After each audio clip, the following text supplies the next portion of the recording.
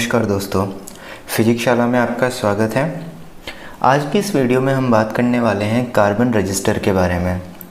What is carbon register? Register क्या होता है, क्या नहीं होता है, कार्बन रजिस्टर कैसे काम करता है, इसका क्या यूज़ है, वो सारी चीज़ों के बारे में हम बात करेंगे। तो कार्बन रजिस्टर के बारे में जानने से पहले हमें ये जानना होगा कि रजिस्टर क्या होता है। आई थिंक आप में से कई सारे लोगों को पता भी होगा कि रेजिस्टेंस क्या होता है। अगर आप 11-12 के स्टूडेंट हैं और अगर आप 10th के स्टूडेंट भी हैं तो भी आपको थोड़ा आइडिया होगा कि रजिस्टर क्या होता है, उसका क्या यूज़ होता है। लेकिन फिर भी एक बार मैं स्टार्टिंग से आपको बताऊंगा कि रेजिस्टेंस का क्या काम होता है और रेजिस्टेंस किस लिए काम में यूज़ लिया जाता है। तो एक बहुत सिंपल सी चीज़ है। मैं अगर शुरू से इसको डिफ़ाइन करूं तो बेसिकली रेजिस्टेंस जो होता है एक प्रॉपर्टी होती है और रजिस्टर एक डिवाइस होता है या एक तरह का एक एलिमेंट होता है। तो रेजिस्टेंस के बारे में बात करें तो रेजिस्टेंस एक तरह की प्रॉपर्टी है किसी भी मटीरियल की, जिसकी वजह से वो उस मटेरियल में फ़्लो होने वाले करंट का अपोज करता है। मतलब कि अगर किसी मटेरियल में कोई करंट फ़्लो कर रहा है तो उस करंट के फ़्लो का जो अपोज करने की जो प्रॉपर्टी होगी उस प्रॉपर्टी को हम रेजिस्टेंस बोल देते हैं। अब ये रेजिस्टेंस जो होता है वो डिपेंड करता है अलग अलग मटेरियल पर। जैसे कि कंडक्टर के लिए रेजिस्टेंस अलग हो सकता है, इंसुलेटर के लिए रेजिस्टेंस अलग हो सकता है और सेमीकंडक्टर के लिए अलग हो सकता है। ये अलग अलग टाइप के मटेरियल होते हैं। सबसे ज़्यादा जो रेजिस्टेंस होता है वो इंसुलेटर का कंसीडर किया जाता है, उससे कम सेमीकंडक्टर का, और सबसे कम रेजिस्टेंस कंसीडर किया जाता है कंडक्टर का। इसीलिए आपने सुना भी होगा कि कंडक्टर जो होते हैं वो करंट को अलाउ करते हैं। कंडक्टर क्यों अलाउ करते हैं? क्योंकि उसमें फ्री इलेक्ट्रॉन्स होते हैं। तो इस वजह से कंडक्टर का जो रेजिस्टेंस होता है वो कम होता है। अब बेसिकली हम इसको बहुत ज़्यादा डिटेल में नहीं जाएंगे क्योंकि ये एक अलग टॉपिक आ जाता है। तो बेसिकली जो रेजिस्टेंस है वो इसकी एक प्रॉपर्टी हो जाती है किसी भी मटीरियल के, जिसकी वजह से वो करंट के फ्लो का अपोज करे। जिस भी मटीरियल में ये प्रॉपर्टी ज़्यादा होगी वो उतना ही करंट को रोकेगा। अब रेजिस्टेंस जो होता है किसी भी मटेरियल का, जो रेजिस्टेंस है, लेटेस्ट से अगर हम कंडक्टर की बात करें तो कंडक्टर का जो रेजिस्टेंस है वो किन किन चीज़ों पर डिपेंड करता है। बेसिकली कंडक्टर का जो रेजिस्टेंस होता है वो उसकी नेचर पर तो डिपेंड करता ही है। नेचर से मतलब वो किस मटेरियल से बना है। जैसे आयरन, कॉपर, सिल्वर, गोल्ड, ये सब के मटेरियल अलग अलग है, मतलब इनकी नेचर अलग अलग है, ये किससे बनकर बने हुए, तो उस पर तो डिपेंड करेगा ही करेगा। साथ साथ डायमेंशन पर भी डिपेंड करता है। कोई भी कंडक्टर, अब कंडक्टर किसी भी शेप का हो सकता है, वो वायर की शेप में भी हो सकता है, क्यूब की शेप में भी हो सकता है, क्यूबॉइड की शेप में भी हो सकता है, सिलेंड्रिकल शेप में भी हो सकता है। तो हर शेप में रेजिस्टेंस अलग अलग होगा। तो बेसिकली रेजिस्टेंस को हम इस तरीके से बता सकते हैं। अब बेसिकली रेजिस्टेंस का जो एक सिंबल जो यूज़ करते हैं रिप्रेजेंट करने के लिए, ये एक रेजिस्टेंस का सिंबल है, इसको ज़्यादातर R से रिप्रेजेंट करते हैं। अब बेसिकली रेजिस्टेंस की इतनी बात चल रही है तो हमें ये भी पता होना चाहिए कि एक्चुअल में जो रेजिस्टेंस है उसका यूज़ क्या है। इलेक्ट्रिकल सर्किट में रेजिस्टेंस का क्या यूज़ होता है। अब इलेक्ट्रिकल सर्किट का मतलब क्या होता है? इलेक्ट्रिकल सर्किट का सिंपल सा मतलब है कि अगर कोई, मान लीजिए एक सिंपल सा एग्जांपल मैं दूँ, कोई इलेक्ट्रिकल अप्लायंस है लाइक बल्ब, फैन या कोई भी चीज़ है, उस बल्ब फैन को अगर हम एक बैटरी और एक स्विच के थ्रू कनेक्ट कर देते हैं तो वो एक इलेक्ट्रिकल सर्किट बन जाता है। लेटेस्ट से जैसे कि इस तरह से। अब यहाँ पर ये बल्ब को ग्लो करवाना है तो बल्ब को मैंने सेल के थ्रू एक स्विच के साथ कनेक्ट कर दिया है। जैसे ही स्विच, ये इस सिचुएशन में होता है स्विच ऑफ है ये, जैसे यहाँ पर डॉट लगा दोगे तो इसको बोलते हैं स्विच ऑन हो गया। स्विच ऑन हो गया तो यहाँ करंट फ्लो करेगा तो ये बल्ब जो होगा इस सिचुएशन में यहाँ पर ये ग्लो करने लग जाएगा। तो बेसिकली ये एक सिंपल इलेक्ट्रिकल सर्किट, इसको हम क्या बोल देते हैं? Electrical circuit. ठीक है। एक्चुअल में अगर हम बनाएंगे तो उसको हम इलेक्ट्रिकल सर्किट बोलते हैं। जो ये मैंने डायग्राम बनाया है वो उसको हम इलेक्ट्रिकल सर्किट डायग्राम बोलते हैं। ठीक है। तो हम बात कर रहे थे कि रेजिस्टेंस का इलेक्ट्रिकल सर्किट में क्या यूज़ है। तो इलेक्ट्रिकल सर्किट में काफ़ी ज़्यादा यूज़ है। अब जैसे कि अभी थोड़ी देर पहले मैंने आपको बोला कि रेजिस्टेंस जो होता है बेसिकली किसी भी मटेरियल के अंदर करंट के फ्लो का अपोज करता है। तो सुनने में तो यही लगता है कि भाई ये एक बेकार चीज़ है, मतलब कि इसका कोई बेनिफिट ही नहीं होगा कि इलेक्ट्रिकल सर्किट में जितना कम हो ये उतना ज़्यादा फ़ायदेमंद है। जी हाँ, आप बिल्कुल सही सोच रहे हो कि इलेक्ट्रिकल सर्किट में रेजिस्टेंस जितना कम होगा उतना ज़्यादा अच्छा है, लेकिन कई बार हमें इंटेंशनली किसी सर्किट में रेजिस्टेंस अप्लाई करना पड़ता है।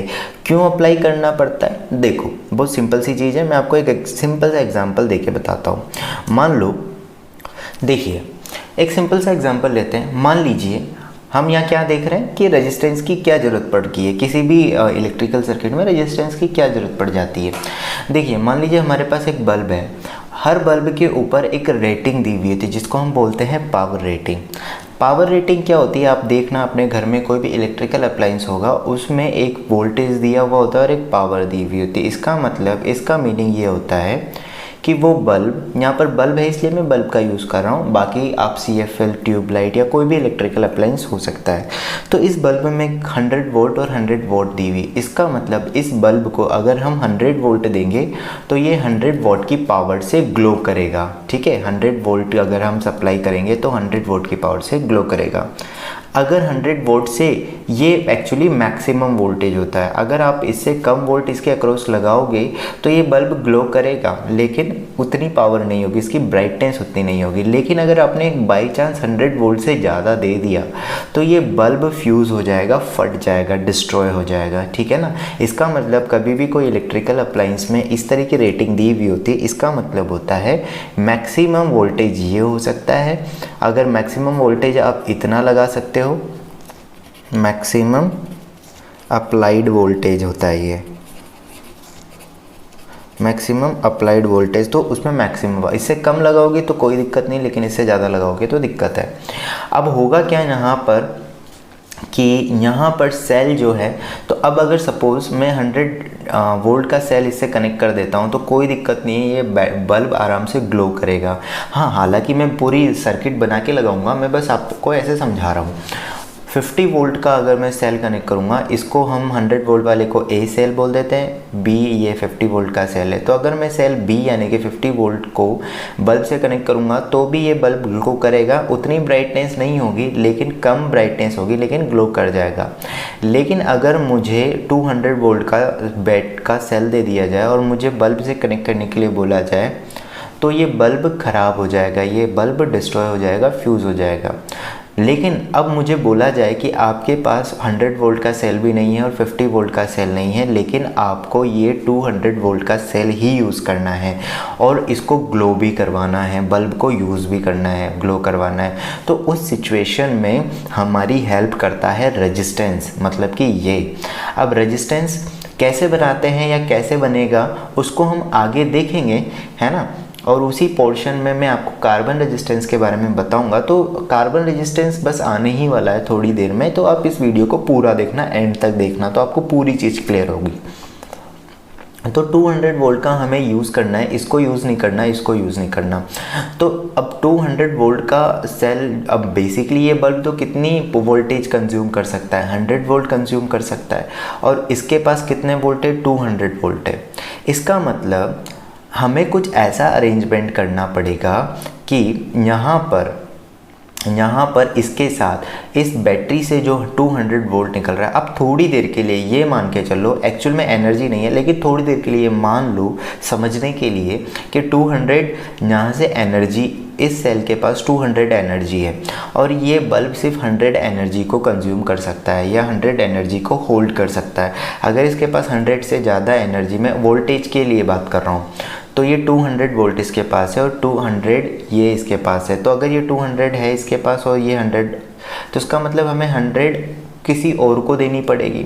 तो अब हम क्या क्या कर सकते हैं, सोचते देखो, या तो हम ऐसा कुछ करें कि 100 किसी और के पास चली जाए, तो 100 या तो एक और बल्ब इसके साथ कनेक्ट कर दो तो 100 इस पर चला जाए, 100 इस पर चला जाए, लेकिन हमारे पास एक ही बल्ब है। तो यहाँ पर हमारी हेल्प क्या करेगा, रेजिस्टेंस करेगा। कैसे करेगा आओ देखो अब उसे। देखो दोस्तों, मैंने क्या किया, यहाँ पर 100 जो बल्ब था उसके साथ एक रजिस्टर कनेक्ट कर दिया। अब हम रजिस्टर उसी तरीके से लेंगे जो हमारे रिक्वायरमेंट के अकॉर्डिंग हम रेजिस्टेंस की वैल्यू लेते हैं।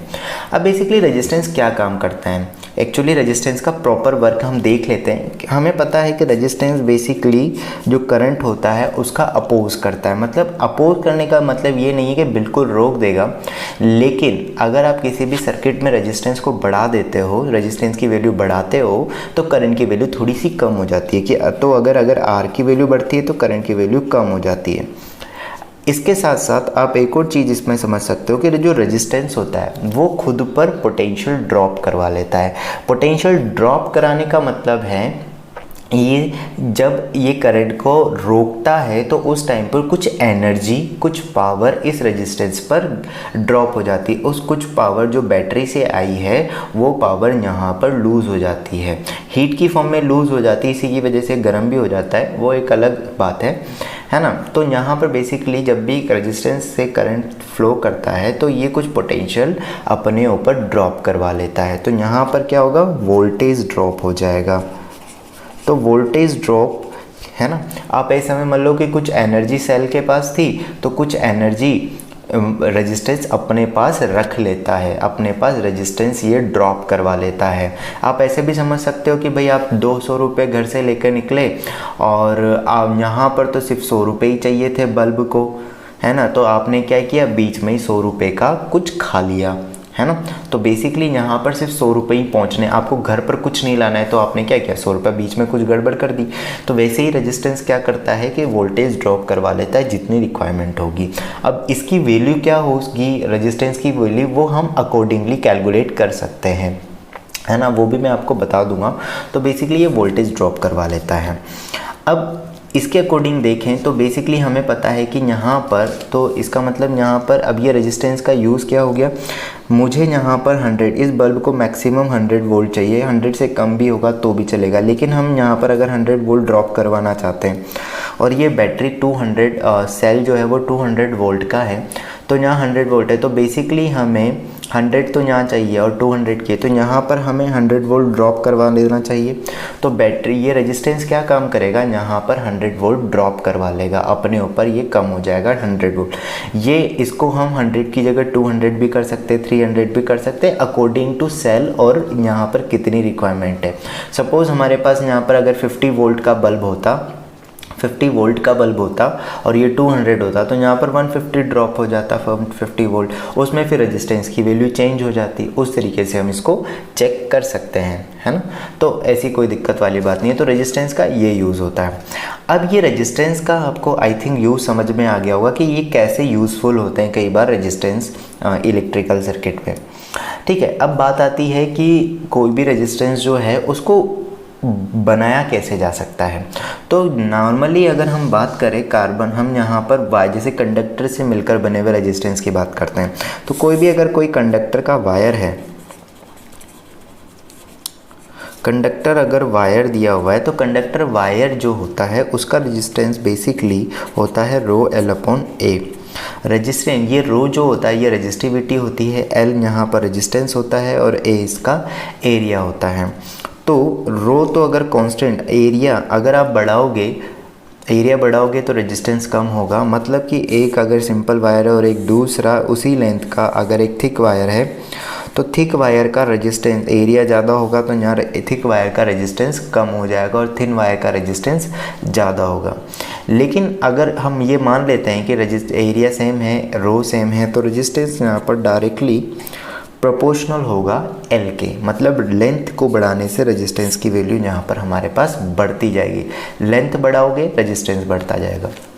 तो बेसिकली अगर हमें जब कम रेजिस्टेंस की ज़रूरत होती है, सपोज़ हमें अगर 10 ओम रेजिस्टेंस की ज़रूरत है, ओम बेसिकली रेजिस्टेंस की यूनिट होती है कि क्या वैल्यू होगी इसकी, तो ओम रेजिस्टेंस की यूनिट होती है और ये न्यूमेरिकल वैल्यू है। तो 10 ओम 20 ओम, जब छोटे रेजिस्टेंस की वैल्यू हमें चाहिए होती है तो हम सिंपली वायर की लेंथ को बढ़ा के कर सकते हैं, इसको यूज़ में ले सकते हैं। ठीक है, लेकिन कई बार क्या होता है कि हमें रेजिस्टेंस की ज़्यादा वैल्यू चाहिए होती है। सपोज़ 1000 ओम हो गया, है ना, 10⁻⁴ ओम हो गया। इस तरह के रेजिस्टेंस चाहिए होते हैं। तो इस तरह के रेजिस्टेंस को हम वायर के थ्रू बना नहीं सकते, वायर का यूज़ करके हम जनरेट नहीं कर सकते, क्योंकि वायर वाले रेजिस्टेंस में तो सिर्फ आपको वायर की लेंथ बढ़ानी, हाँ थिकनेस भी आप कम कर दोगे तो भी काम चल जाएगा, लेकिन वायर की लेंथ फिर भी सफिशिएंट हो जाएगी, जो कि फिजिबल नहीं हो पाता है ना कई बार। तो उस सिचुएशन में हमें कार्बन रेजिस्टेंस का यूज़ करना पड़ता है। अब जो इस तरह के वायर जो बनते हैं, इस वायर का यूज़ करके हम जो रेजिस्टेंस बनाते हैं, कंडक्टर के वायर या अलॉय के वायर का यूज़ करके हम जो रेजिस्टेंस बनाते हैं, उनको हम बोलते हैं वायर वाउंड रजिस्टर। ठीक है। अब बेसिकली हम जो यहाँ पर, अब मैं आपको ये बताता हूँ कि रेजिस्टेंस जो होते हैं बेसिकली कितने टाइप के, अगर हम मैन्युफैक्चरिंग के अकॉर्डिंग देखें तो ये 4 तरह के हो सकते हैं। ठीक है। तो 4 तरह के कौन कौन से हो सकते हैं? Carbon register, wire mount register, semiconductor register and film और सैरमेट रजिस्टर। सबसे पहला आता है वायर बाउंड रेजिस्टेंस, जो कि वायर से मिलकर बना होता है, कंडक्टर वायर से या एलॉय के वायर से भी हो सकता है।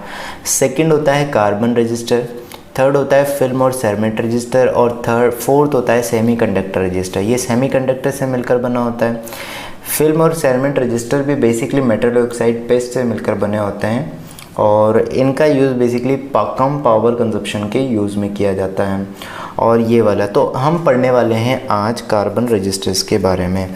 अब कार्बन रजिस्टर्स बेसिकली इसका बेनिफिट क्या होता है over the wire bound register? Wire bound register की लेंथ, और फिज़िकली अगर हमें छोटे इलेक्ट्रिकल सर्किट में इसको पुट करना हो तो आसानी से पुट नहीं हो सकता, लेकिन कार्बन रजिस्टेंस बहुत छोटे होते हैं। इसको भी मैं आपको दिखाऊंगा भी सही किस तरीके के होते हैं। तो ये कार्बन रजिस्टेंस बहुत छोटे होते हैं और इजीली पुट भी किसी भी इलेक्ट्रिकल सर्किट में इसको प्लेस आसानी से किया जा सकता है, और ये कार्बन डस्ट और ग्रेफाइट से बनकर बने होते हैं। अब मैन्युफैक्चरिंग क्या होती है वो हमें नहीं देखनी है, हमें सिर्फ यहाँ पर आज देखना है कि कार्बन रजिस्टेंस अगर बना हुआ है तो हमें कोई भी कार्बन रेजिस्टेंस को अगर इलेक्ट्रिकल सर्किट में यूज़ करना है तो हमें उसकी वैल्यू का कैसे पता चलेगा कि कार्बन रेजिस्टेंस यहाँ पर किस कार्बन रेजिस्टेंस की वैल्यू क्या है, कौन सा रेजिस्टेंस कितनी वैल्यू का है। अब बेसिकली यहाँ पर 2 टर्म्स यूज़ होती है, एक होता है रजिस्टर और एक होता है रेजिस्टेंस। तो जो एलिमेंट होता है, फिजिकल कोई एलिमेंट होता है, उसको बोलते हैं रजिस्टर, और उसकी जो प्रॉपर्टी जिसकी वजह से वो करंट के फ्लो का अपोज कर रहा है उसको हम बोलते हैं रेजिस्टेंस। तो register is a element and resistance is the property. तो कार्बन रेजिस्टेंस जो होता है ना वो दिखने में कुछ इस तरीके का होता है, जिसको बहुत आसानी से हम देख सकते हैं। ये इस तरीके का दिखाई देता है कुछ। अब आपको दिख रहा होगा कि इस पर कई सारी कलर कोडिंग जब भी मैं बोल रहा हूँ इसका मतलब मैं ये बताना चाह रहा हूँ कि ये जो डिवाइस, ये जो एलिमेंट है, इस पर कलर हैं। अब ये अलग अलग कलर्स का अलग अलग मीनिंग है। इन कलर्स की हेल्प से ही हमें पता चलता है कि इस रजिस्टर का रेजिस्टेंस कितना है। तो जो ये एलिमेंट दिखा रहा हूँ ये है रजिस्टर, और इसकी जो प्रॉपर्टी है उसको बोलते हैं रेजिस्टेंस, जिसकी वजह से करंट के फ्लो का अपोज होता है, यानी कि करंट फ्लो को कम कर देता है। तो रेजिस्टेंस की वैल्यू कितनी है वो कैसे पता चलती है? वो पता चलती है बेसिकली हमें इन कलर्स की वैल्यू से। कलर की, जैसे फर्स्ट कलर अगर कुछ है, रेड है, ब्लू है, तो उसका मीनिंग कुछ और हो जाएगा, जो कि अभी हम सीखेंगे। जैसे मैं आपको एक और बताता हूँ, मेरे पास एक सर्किट है, ये बेसिकली एक सेंसर है, IR सेंसर। ये यहाँ पर LED है और ये डिटेक्टर है। ये बेसिकली ट्रांसमीटर है और ये डिटेक्टर है। अब इसमें देखो, इसके बारे में मैं कभी आपको अलग से बताऊंगा, लेकिन ये यहाँ पर आपको दिखाई दे रहा होगा, ये भी एक रजिस्टर है। ये रेजिस्टेंस जो आपको दिख रहे होंगे, इस रेजिस्टेंस में जो देखो अलग अलग कलर्स के कोडिंग, अलग अलग कलर्स की, यहाँ पर भी अलग अलग कलर्स।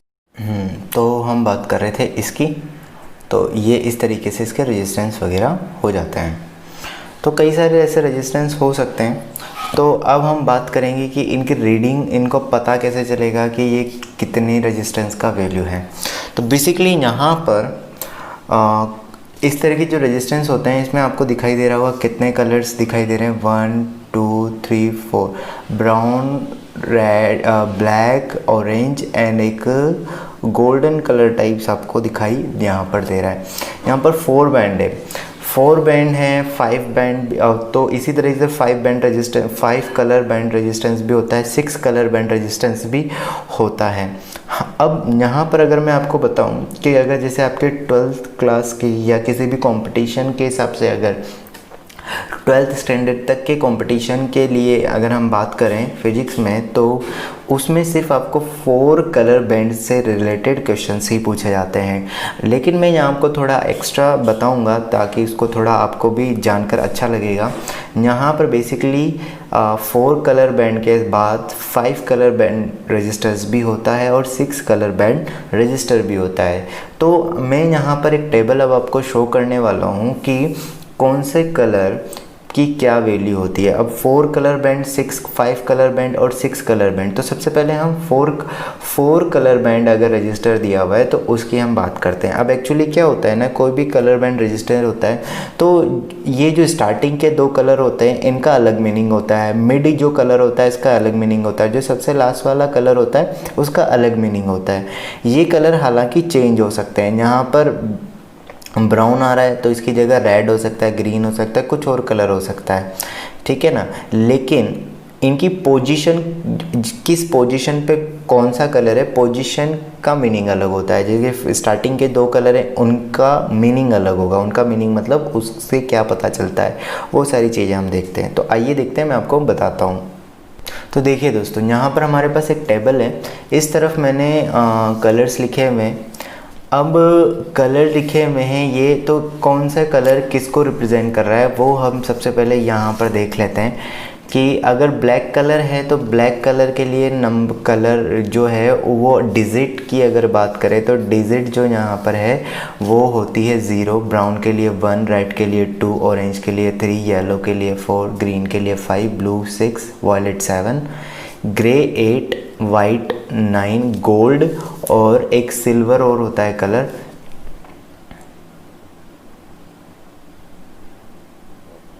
तो सिल्वर। और ये अब किस कलर का क्या मल्टीप्लायर होगा, अगर ब्लैक कलर है तो उस ब्लैक कलर अगर मल्टीप्लायर को रिप्रेजेंट कर रहा है, ब्लैक कलर डिजिट को भी रिप्रेजेंट कर सकता है, ब्लैक कलर मल्टीप्लायर को भी रिप्रेजेंट कर सकता है, और मतलब हर कलर किसी न किसी चीज़ को रिप्रेजेंट कर सकता है। तो जैसे ब्राउन है, ब्राउन कलर की डिजिट अगर है तो 1 होगी, ब्राउन कलर अगर मल्टीप्लायर को रिप्रेजेंट कर रहा है तो वो 10⁻1 होगा, ब्राउन कलर अगर टॉलरेंस को रिप्रेजेंट कर रहा होगा तो ±1% होगा, और थर्मल कोफिशिएंट को रिप्रेजेंट कर रहा होगा तो ये चीज़ होगी।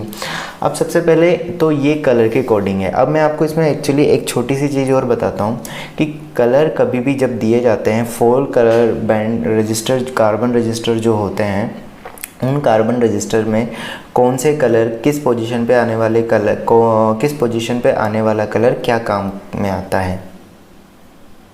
देखिए दोस्तों, तो 4 कलर बैंड कार्बन रजिस्टर की मैं बात कर रहा हूँ, यही आपको 11, 12 किसी जेई और नीट के एग्ज़ाम में यही पूछा जाता है। तो स्टार्टिंग में जो 2 कलर होते हैं, ये यहाँ पर ये नहीं है कि ये ब्लैक कलर है, कुछ भी हो सकता है, मैंने वो बाई चांस कर दिया है इस तरीके से।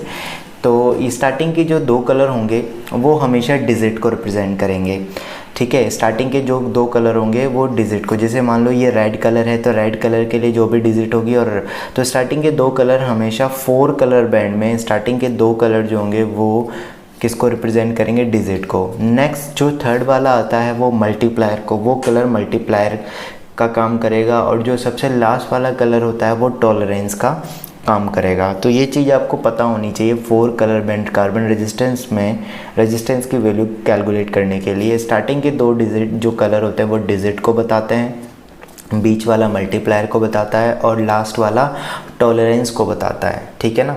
तो अब देखिए, हम देखते हैं इसके अकॉर्डिंग कि क्या इफेक्ट आता है। अब पता कैसे करते हैं, जैसे मान लीजिए मैं आपके सामने एक एग्जांपल लेता हूँ। गाइस देखिए, मान लीजिए कि अगर हमारे पास ऐसा कोई रजिस्टर है तो स्टार्टिंग के जो 2 कलर होंगे वो डिजिट को रिप्रेजेंट करेंगे। अब आपको दिमाग में ये आ सकता है कि हमें कैसे पता चलेगा कि स्टार्टिंग में ये मानना है या ये कलर मानना है। तो देखिए, एक कलर हमेशा ऐसा होगा जो टॉलरेंस को रिप्रेजेंट कर रहा होगा। तो टॉलरेंस के लिए ज़्यादातर सिल्वर कलर, गोल्ड कलर ये कंसिडर किए जाते हैं। सिल्वर कलर होगा या गोल्ड कलर होगा, इस तरह के कलर ज़्यादातर कंसिडर किए जाते हैं 4 कलर बैंड में। तो यहाँ पर अगर सिल्वर कलर है, इसका मतलब ये तो सबसे लास्ट वाला है। और स्टार्टिंग की अगर हम बात करेंगे तो स्टार्टिंग दूसरी साइड, अगर मान लो आपको इधर सिल्वर दिख रहा है या गोल्ड दिख रहा है, इसका मतलब आपको इस साइड से आपको कलर देखना है। तो इस टाइप के जो फर्स्ट 2 कलर बैंड होंगे वो आपको किसको रिप्रेजेंट करेंगे, डिजिट को। तो फर्स्ट कलर बैंड क्या आ रहा है, रेड। तो रेड के लिए हम और ऑरेंज के लिए, तो हम देखते हैं कि रेड और ऑरेंज के लिए क्या कलर होता है, के लिए डिजिट क्या। तो रेड के लिए हमारे पास है डिजिट 2 और ऑरेंज के लिए हमारे पास है 3। मतलब हमारे पास 2 और 3 2 डिजिट्स यहाँ पर आ जाएंगी। रेड कलर के लिए 2 और ये 3, फर्स्ट 2 डिजिट। इसके बाद आपको लगाना है यहाँ पर मल्टीप्लायर का साइन, इनटू का साइन लगा देना है। अब थर्ड वाला कलर देखो ग्रीन, तो ग्रीन कलर, तो थर्ड वाला कलर हमेशा मल्टीप्लायर को रिप्रेजेंट करता है। तो थर्ड वाला कलर मल्टीप्लायर को रिप्रेजेंट कर रहा है। तो ग्रीन कलर के लिए क्या होता है देखो, तो ग्रीन कलर जो आएगा आपके पास वो आएगा 10⁵ आसान है ये भी। देखो अगर आपको कलर के डिजिट पता है ना तो मल्टीप्लायर को आसानी से याद रखा जा सकता है। अगर कलर जैसे सपोज ग्रीन है, ग्रीन की डिजिट है 5, तो मल्टीप्लायर होगा 10⁵। ब्लैक है, ब्लैक की डिजिट है 0, तो मल्टीप्लायर होगा 10⁻0। बस आपको ये ध्यान रखना है 10⁹ तक, ठीक है। इनको याद रखने का तरीका भी आसान है, मैं अभी आपको ट्रिक भी इसके बता दूंगा।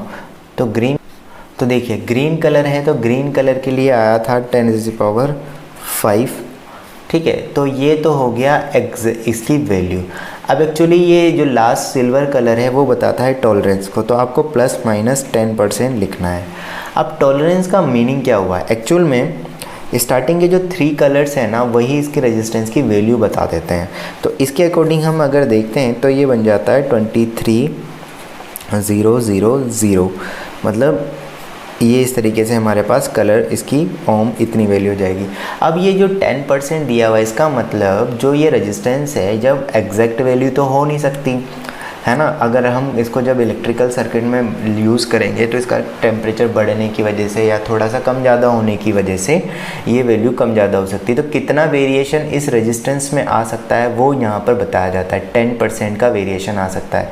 तो ये 10% यहाँ पर मतलब 10% कम भी हो सकता है, 10% ज़्यादा भी हो सकता है। सपोज़ अगर किसी रेजिस्टेंस की वैल्यू आई हमारे पास 100 ±10%, इट मीन्स वो वैल्यू रेजिस्टेंस की वैल्यू 10% कम और 10% ज़्यादा हो सकती है। मतलब जो भी रेजिस्टेंस होगा वो 90 से 101 के बीच में होगा, उसके 90 से कम भी नहीं होगा और 110 से ज़्यादा नहीं हो सकता। तो वेरिएशन ज़रूर हो सकता है, लेकिन वो वेरिएशन किसके बीच में रहेगा, कितनी रेंज तक हो सकता है वो वेरिएशन, वो हमें टॉलरेंस से पता चलती है। तो टॉलरेंस हर किसी रेजिस्टेंस में होता है, कोई रेजिस्टेंस ऐसा नहीं होता है जिसकी वैल्यू वेरी ना करे, है ना, चाहे वो फिक्स ही क्यों ना हो, टेम्परेचर की वजह से थोड़ा बहुत आगे पीछे हो सकता है। आई होप आपको समझ में आ रहा होगा, ठीक है। अब देखो मैं आपको एक प्रैक्टिकली एक हम रजिस्टर लेते हैं और उसके लिए चेक करेंगे। देखिए दोस्तों, अब अगर मैं बात करूं इसमें यहाँ पर, तो ये रेजिस्टेंस के इस रजिस्टर के बारे में हमें पता करना है कि इसका रेजिस्टेंस कितना होगा। तो देखो मैंने सपोज़ उल्टा पकड़ लिया। अब आपको पता चल रहा है यहाँ पे कि कौन सा कलर है। ये यहाँ पर एक जो कलर आपको यहाँ पर आई गेस पता लग रहा होगा, ये एक मिनट में आपको बताता हूँ कलर के बारे में। अगर मैं यहाँ पर आपको बताऊँ तो ये वाला जो कलर है, एक मिनट,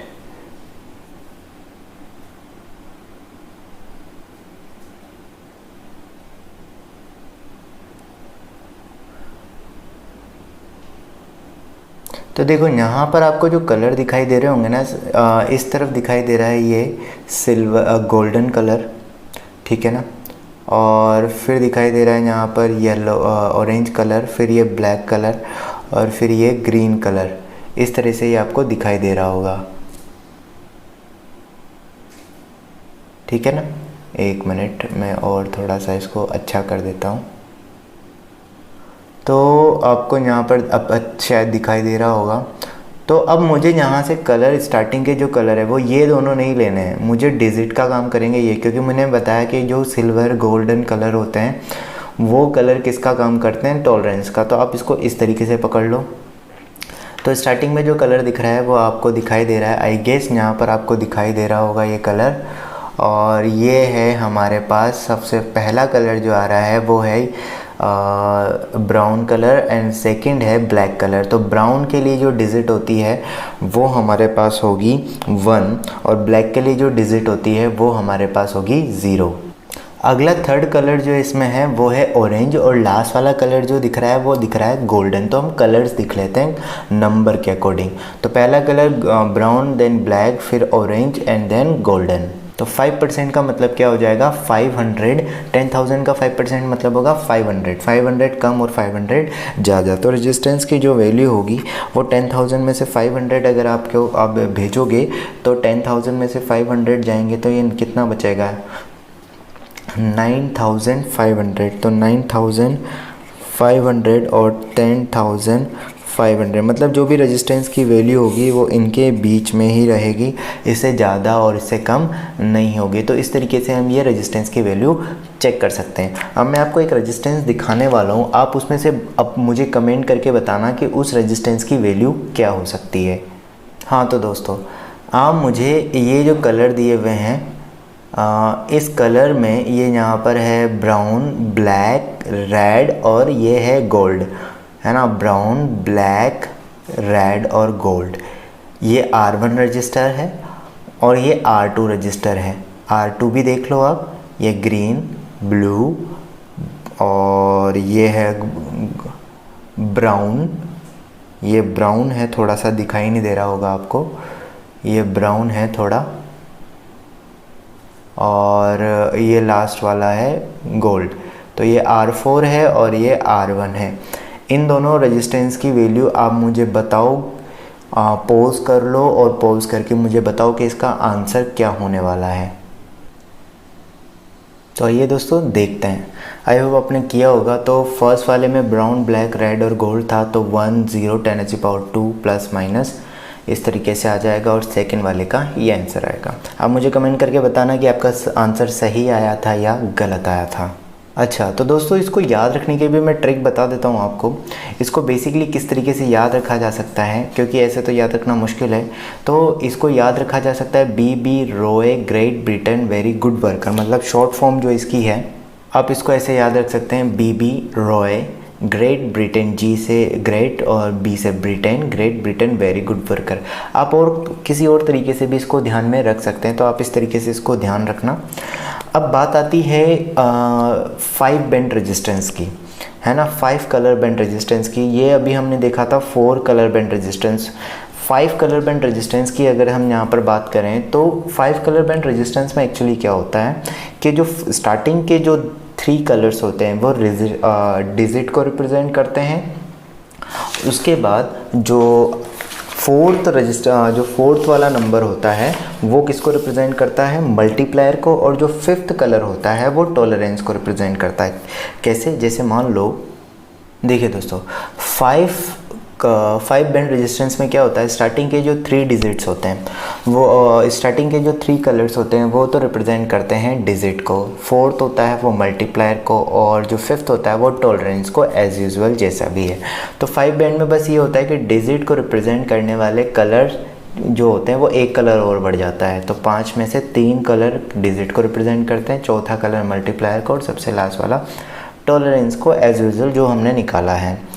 ठीक है। अब 6 कलर बैंड में क्या होता है कि 6 कलर बैंड में जो स्टार्टिंग के 3 कलर्स हैं वो वापस से डिजिट को रिप्रेजेंट करते हैं, 4th मल्टीप्लायर को, 5th टॉलरेंस को। लेकिन 6 वाला जो कलर होता है वो थर्मल कोफिशिएंट को रिप्रेजेंट करता है।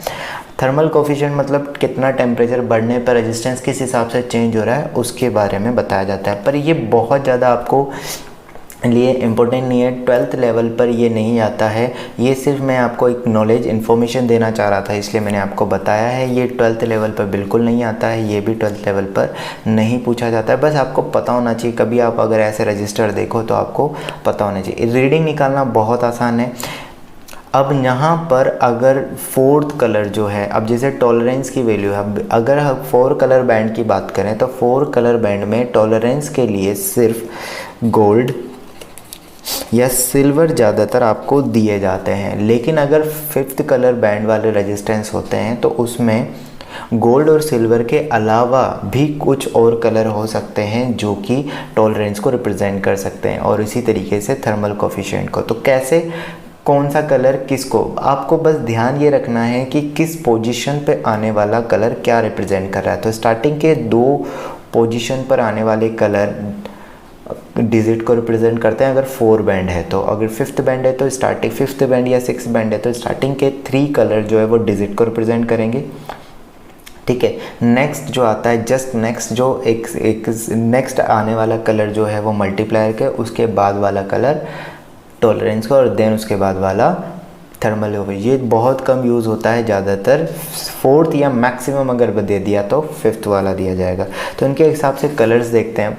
टॉलरेंस में अगर देखें तो अगर ब्राउन अगर आ जाता है तो plus minus 1%, plus minus 2%, plus minus 3, plus minus 4%, 0.5 colour के अकॉर्डिंग यहाँ पर ये आपको दिया हुआ। वॉयलेट के लिए 0.1%, ग्रे के लिए, और वाइट इनके लिए नहीं होता है।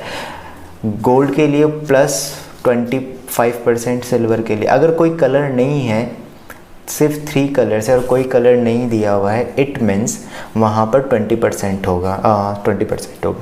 थर्मल कोफिशिएंट में ब्लैक के लिए कुछ नहीं होता है, बाकी इन सब के लिए आपको दिया हुआ है। ये बहुत ज़्यादा ज़रूरी नहीं है, ये सिर्फ इंजीनियरिंग पर्पज़ से या उसमें ज़्यादातर काम आता है। 12th लेवल पर नीट, जेई एडवांस तक भी ये काम नहीं आएगा। इवन किसी भी एंट्रेंस एग्ज़ाम में ये नहीं पूछा जाता है।